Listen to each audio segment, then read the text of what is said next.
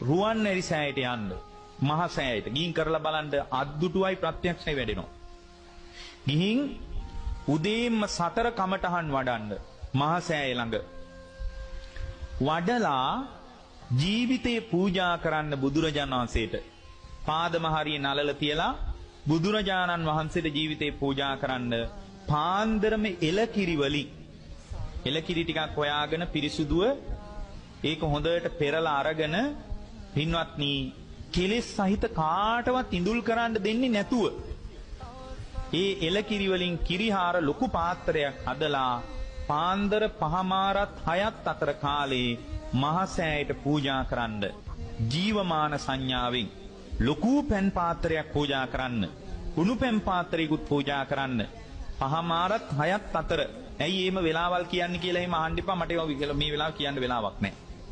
එහෙම පූජා කරලා ජීවිතයේ බුදුරජාණන් වහන්සේට පූජා කරන්න පහුවෙනිදා ඉඳලා ඕගොල්ලෝ හිතුවට වඩා හිත වැඩෙනවා.